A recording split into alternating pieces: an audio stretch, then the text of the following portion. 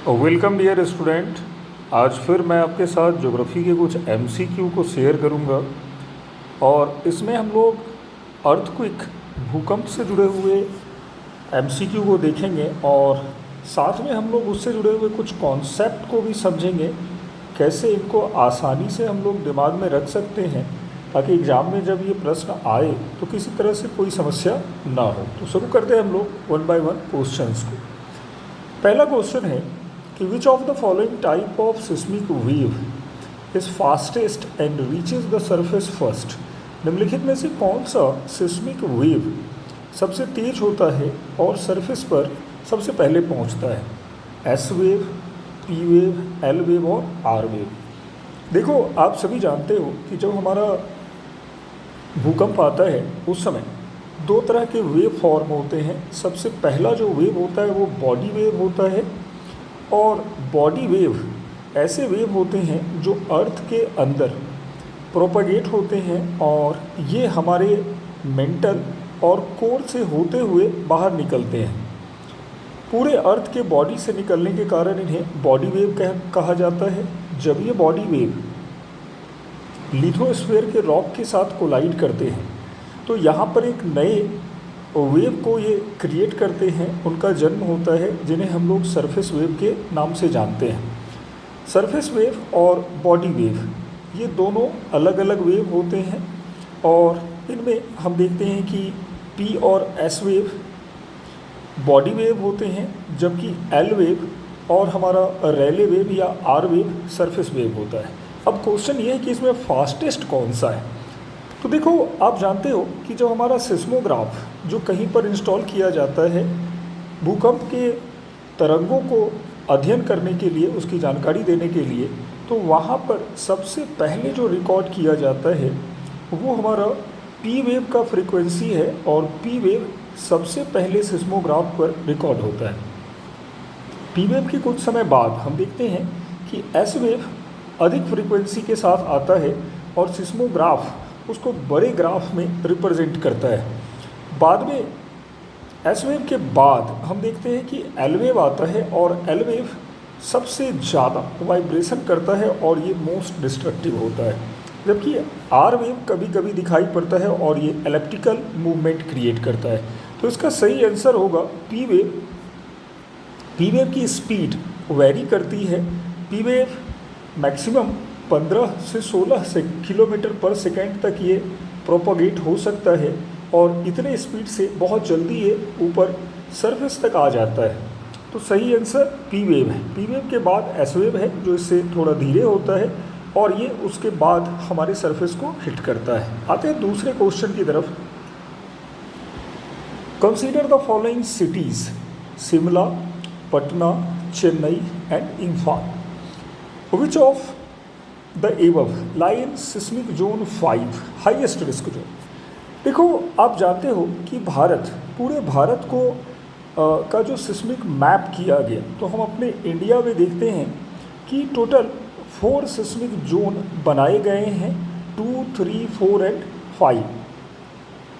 और यहाँ पर हम देखते हैं कि हमारा जो हिमालयन जोन है, पहले आप इसका आंसर बताओ फिर मैं इसका एक्सप्लेनेशन करता हूँ। शिमला, पटना, चेन्नई और इम्फाल। तो देखो, जब पूरे भारत का सिस्मिक एक मैपिंग किया गया तो ये पता चला कि हमारा तो लगभग 59% एरिया ये अर्थक्वेक प्रोन है और यहाँ पर अर्थक्वेक आएगा ही आएगा। पूरे इंडिया को सिस्मिक एक्टिविटीज़ के अकॉर्डिंग 4 जोन में 4 जोन में बांटा गया है और ये जोन है 2, 3, 4 एंड 5। जो हमारा जोन 5 है ये सबसे ज़्यादा डेंजरस है और इसमें जो अर्थक्वेक की एक मैग्नीट्यूड प्रोबेबल है वो 9+ है। यहाँ पर 9+ के मैग्नीट्यूड के अर्थक्वेक आ सकते हैं। अब ये 9+ वाले कहाँ पे जा रहे हैं? सिस्मिक जोन 5 कौन से हो सकते हैं? तो देखो, शिमला यहाँ पर हिमाचल प्रदेश का कैपिटल है, पटना बिहार का कैपिटल है, चेन्नई हम देखते हैं कि कोस्टल एरिया है और तमिलनाडु का कैपिटल है, जबकि इम्फाल हमारा कैपिटल दिखता है नॉर्थ ईस्ट में और मणिपुर का कैपिटल है इम्फाल। तो अब हम देखते हैं जब सिस्मिक जोन 5 को, तो सिस्मिक जोन 5 में हमारा पूरा नॉर्थ ईस्टर्न हिमालय, ये पूरा बेल्ट यहाँ पर आ जाता है। और इस पूरे बेल्ट में हम देखते हैं कि इस तरह की गतिविधियाँ बहुत सामान्य हैं। यहाँ पर जो एक रिकॉर्ड किया जा सकता है अर्थक्वेक, वो लगभग 9 से ज़्यादा होगा। तो पहला तो हमारा इम्फाल होना ही चाहिए। दूसरा हम आते हैं शिमला। तो देखो यहाँ जो हिमालय है, ये पूरा हिमालय एक सबडक्शन जोन में है और हमारा जो इंडियन प्लेट है वो इंडियन प्लेट धीरे धीरे हिमालयन रीजन में यूरेशियन प्लेट के नीचे सबसाइड हो रहा है। तो हर एक हिमालय रीजन प्रोन है। हालांकि जो जोन 5 है वो वेस्टर्न हिमालय में पैचेस के फॉर्म में मिलता है। तो यहाँ पर हमारा शिमला और इम्फाल ये दोनों बहुत ज़्यादा सिस्मिक प्रोन जोन है और इनकी जो संभावना है वो बहुत ज़्यादा है। इसीलिए इसका आंसर 1 और 4 होगा। जबकि हम चेन्नई को देखते हैं तो ये सब स्टेबल जोन है, यहाँ पर अर्थक्वेक की प्रोबेबिलिटी बहुत कम है। ये सब जोन 2 में आते हैं। पटना भी जोन 5 में नहीं आता है। तो इसका आंसर होगा 1 और 4 ओनली। अब आते हैं हम लोग नेक्स्ट क्वेश्चन की तरफ, लेकिन उसके पहले मैं आपके साथ कुछ शेयर करना चाहूँगा कि देखो एक एकेडमी है जो मैं खुद ही चला रहा हूँ और ये है वृंदा अकेडमी। यहाँ पर आपको बीपीएससी, यूपीपीसीएस, यूपीएससी, इवन आपको नेट जेआरएफ में सहयोग किया जाता है। और जिन बच्चों को इन कोर्सेज़ में पार्टिसिपेट करना है वो एक नॉमिनल फ़ीस के साथ, केवल 99 अभी रखा गया है, ज्वाइन कर सकते हैं। और सारे कोर्सेज बाइलिंगुअल फॉर्म में होंगे, इंक्लूडिंग विद टेस्ट सीरीज भी साथ में दिए जाएंगे। और ये सारा कोर्स ऑनलाइन मोड पे होगा, चाहे वो आप बीपीएससी की तैयारी करो या यूपीपीसीएस की तैयारी करो या फिर आप नेट या जेआरएफ की तैयारी कर रहे हो ज्योग्राफी से, तो वहाँ पर ये इंस्टीट्यूशन, ये एकेडमी आपके लिए हेल्पफुल हो सकता है। इसी तरह से अगर आप यूपीपीसीएस प्रीलिम्स के लिए टारगेट कर रहे हो तो कोर्स को ज्वाइन कर सकते हैं। 99 है। बैच का ड्यूरेशन वगैरह धीरे धीरे डिसाइड होगा और वो आपको फ़ोन पर शेयर कर दिया जाएगा। नीचे नंबर दिया गया है, आप दोनों में से किसी नंबर पर कॉल करके कोर्स के बारे में डिटेल पता कर सकते हो। तो चलते हैं अगले क्वेश्चन की तरफ। अब है हमारा the point of earth surface directly above the focus of an earthquake is called. इसका मतलब हुआ कि जो पृथ्वी है इसके सतह पर जो हमारे फोकस, जहाँ से अर्थक्वेक के सिस्मिक वेव निकलते हैं, यहाँ पे जहाँ से वेव का फॉर्मेशन होता है उसको फोकस या एपीसेंटर कहा जाता है। फोकस या हाइपोसेंटर इसको कहा जाता है, हाइपोसेंटर। तो यहाँ से सिस्मिक वेव, जो सारे बॉडी वेव है वो प्रोपेगेट होते हैं और पी वेव और एस वेव के फॉर्म में चारों तरफ ये चलते रहते हैं, कुछ इस तरह से। अब क्वेश्चन ये है कि सरफेस का वो प्लेस जहाँ पर सबसे पहले ये सिस्मिक वेव रिसीव किया जाता है उसको क्या कहते हैं। बहुत आसान क्वेश्चन है, जितने बच्चों ने भूकंप का बेसिक किया होगा, आई थिंक सो कि they are aware with that fact कि that is called epicentre. तो इसमें बहुत ज़्यादा कन्फ्यूजन नहीं होनी चाहिए। ईपी सेंटर इसको कहा जाता है, याद रखना है। कई बार इस तरह के क्वेश्चन आ जाते हैं तो बेसिक चीज़ें भी गलत हो जाती हैं। अब आते हैं नेक्स्ट पर, which of the following region lie in seismic zone 5। फिर उसी से जुड़ता है सिस्मिक जोन 5 से। तो हमने पिछले क्वेश्चन में भी डिस्कस किया था कि सिस्मिक जोन 5 हमारा मेनली दिखाई पड़ता है हिमालयन रीजन में। हालांकि और भी कुछ रीजन हैं, जैसे अगर हम इंडिया को देखें तो हमारा अंडमान निकोबार भी सिस्मिक जोन 5 में ही आता है। हालांकि यहाँ पर जो ऑप्शन है उनमें राजस्थान का Thar desert, Chhattisgarh plain, Kashmir valley and Malwa plateau. तो करेक्ट आंसर इसका कश्मीर वैली होगा। कश्मीर का पूरा वैली जोन 5 में है, जहाँ पर बहुत ज़्यादा अर्थक्वेक प्रोबेबल है, अर्थक्वेक एक्सपेक्टेड है। Which of the following zone in India is classified as least earthquake prone zone. ऐसा कौन सा जोन है जहाँ पर सबसे कम अर्थक्वेक आ सकते हैं? तो ये है हमारा जोन 2। जोन 2 में सबसे कम मैग्नीट्यूड, जो मैग्नीट्यूड हम देखते हैं कि 6 या इससे भी कम हो सकते हैं, इससे भी बिलो पे दिखाई पड़ सकते हैं, वो हमारा है जोन 2। जबकि जोन 3, 4, 5 में ज़्यादा तीव्रता वाले, ज़्यादा इंटेंसिटी वाले अर्थक्वेक दिखाई पड़े। अब आते हैं एक अलग क्वेश्चन है, ये क्वेश्चन है Richter scales. Richer scale is logarithmic scale. What does it means?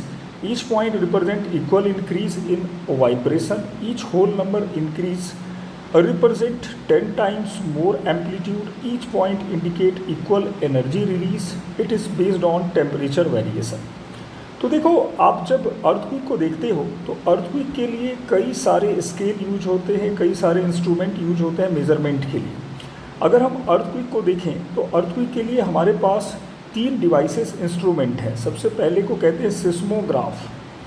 तो सिस्मोग्राफ एक बहुत बेसिक इंस्ट्रूमेंट है और इसमें एक पेंडुलम की तरह लटका हुआ पेन होता है जो पेपर रोल पर जो भी सिस्मिक वेव आ रहे हैं उनके इंटेंसिटी को ग्राफिकल रिप्रेजेंटेशन देता है। तो इससे ये पता चलता है कि कौन सा वेव ज़्यादा इफेक्टिव हो रहा है और कौन सा वेव कम इंटेंसिटी से आ रहा है। जबकि दूसरा हमारा स्केल है रिक्टर या रिचर स्केल। तो रिक्टर स्केल में हम देखते हैं कि रिक्टर स्केल का जो पूरा रेफरेंस है वो बहुत ऑब्जेक्टिव है। ये अर्थक्वेक को 1 to 10 पैरामीटर्स में रिप्रेजेंट करता है और ये जो हमारा मैग्नीट्यूड है, मतलब कितना शक्तिशाली अर्थक्वेक हो सकता है, कितना एनर्जी उससे आ रहा है, उसको ये रिकॉर्ड करता है। और इसमें 1 to 10 का स्केल होता है। हर एक स्केल जब आगे बढ़ता है, मतलब अगर 1 इंटेंसिटी का मैग्नीट्यूड का अगर अर्थक्वेक आ रहा है, इसके बाद अगर दूसरा आ रहा है तो वो लगभग 10 गुना उससे ज़्यादा शक्तिशाली होता है। तो ये एक लोगारिथमिक स्केल है। अगर ये 3 पॉइंट का होगा तो इससे और 10 गुना, 4 पॉइंट का होगा तो इससे और ज़्यादा 10 गुना आएगा। और ये जो मैग्नीट्यूड बढ़ेगा उसके साथ ही एनर्जी लेवल भी बढ़ता चला जाता है। और एनर्जी कितना बढ़ता है तो ये माना गया है कि लगभग 35% के आसपास एनर्जी ज़्यादा हो जाती है हर एक स्केल के इंक्रीज के साथ। तो यहाँ इसका करेक्ट आंसर होगा बी। हालांकि तीसरा भी हमारे पास स्केल है जिसको हम लोग कहते हैं मर्केली स्केल। और मर्केली स्केल में हम लोग आमतौर पे डेथ को काउंट करते हैं, कैजुअलिटी को काउंट किया जाता है मर्केली स्केल में। तो ये इसका आंसर है। अब आते हैं, विच of the following type of earthquake is most common and generally the most powerful. निम्नलिखित में से कौन सा अर्थक्वेक का प्रकार सबसे सामान्य है। बहुत आसान सा क्वेश्चन है। तो देखो, हमारे अर्थ पर जो पूरा अर्थक्वेक आ रहा है और आप उसके पूरे अगर डिस्ट्रीब्यूशन को एक मोटा मोटा देखो तो सबसे ज़्यादा अर्थक्वेक हमें दिखाई पड़ते हैं प्लेटों के मार्जिन पर। जहाँ जहाँ पर प्लेट एक दूसरे के साथ बाउंड्री बना रहे हैं वहाँ पर बहुत ज़्यादा अर्थक्वेक दिखाई पड़ते हैं। हर एक प्लेट मार्जिन के पास, जैसे मैं एक छोटा सा वर्ल्ड मैप यहाँ पे कोशिश करता हूँ ड्रॉ हो जाए तो आपको दिखाऊं कि किस तरह से हमारा अर्थक्वेक का जोन बनता है। तो ये हमारा जोन है सरकम पैसिफिक का, जो पूरे पैसिफिक ओशियन के चारों तरफ दिखता है हॉर्सशू शेप में। यहाँ पर सबसे ज़्यादा अर्थक्वेक आते हैं। और आपने देखा होगा कि यूपीएससी ने क्वेश्चन भी पूछा कि क्यों जापान और फिलीपींस में ज़्यादा अर्थक्वेक आते हैं। इसी तरह से दूसरा जो जोन बनता है वो मिड कॉन्टिनेंटल है और यहाँ पर पूरा अल्पाइन रीजन अर्थक्वेक को एक्सपीरियंस करता है। इसके बाद तीसरा जोन हमारा बनता है वो है हमारा मिड अटलांटिक वाला, जहाँ पर बहुत लाइट अर्थक्वेक आते हैं। तो इस तरह से अर्थक्वेक के जो भी बेल्ट है वो बताते हैं कि ज़्यादातर अर्थक्वेक टेक्टोनिक अर्थक्वेक है। और प्लेटों के मूवमेंट, देखो हमारा पूरा अर्थ क्रस्ट बहुत सारे प्लेटों से बना हुआ है और ये सॉलिड और रिजिड प्लेट होते हैं, चट्टानों से बने होते हैं। और इन्हीं चट्टानों पर हम देखते हैं कि हमारा कॉन्टिनेंट भी लोकेटेड होता है। इन्हीं चट्टानों पर हम ओशियन को भी देखते हैं। तो इस तरह से इसका आंसर टेक्टोनिक होगा और ये बहुत आसान सा क्वेश्चन है। अब आते हैं, विच of the following Indian city lie in the most severe earthquake hazard zone. कौन सा सिटी सबसे ज़्यादा हजार्ड जोन में आ रहा है। तो आई थिंक आप इसको देख के भी समझ सकते हो, मुंबई, गुवाहाटी, चेन्नई और हैदराबाद। तो फिर से गुवाहाटी असम का एक बहुत पॉपुलर सिटी है, बड़ा सिटी है, फॉर्मर कैपिटल भी रह चुका है। और हम लोग जब आसाम के लोकेशन को देखते हैं कुछ इस तरह से, तो आसाम हमको दिखाई पड़ता है नॉर्थ ईस्टर्न एरिया रीजन में। और नॉर्थ ईस्ट में आसाम एक ऐसे रीजन में है जहाँ पर हिमालयन रीजन है और यहीं पर हमारा इंडियन प्लेट सबसाइड कर रहा है यूरेशियन प्लेट के नीचे भी। तो इस तरह से इसका आंसर गुवाहाटी होगा। तो इतनी सारी बातों के साथ मैं इस सेशन को क्लोज करूँगा। और चैनल के साथ जुड़े रहें। वृंदा एकेडमी ऐप पर आप लोग विज़िट कर सकते हैं। कॉन्टैक्ट नंबर, इंक्वायरी नंबर पे कॉल कर सकते हैं। कंपटीशन में अगर पार्टिसिपेट कर रहे हैं तो BPSC, UPSC, UPPCS, even net JRF geography से, या फिर आप अगर सीयूईटी का भी ज्योग्राफी से दे रहे हैं एग्ज़ाम, तो इसको विज़िट करें, कॉल करें और फिर अपनी क्लासेस के साथ डिटेल में चीज़ों को कवर करें। तो इन्हीं सब बातों के साथ थैंक्स ऑल ऑफ़ यू, और प्रैक्टिस जारी रखें। जितना प्रैक्टिस करेंगे उतनी एक्यूरेसी आएगी।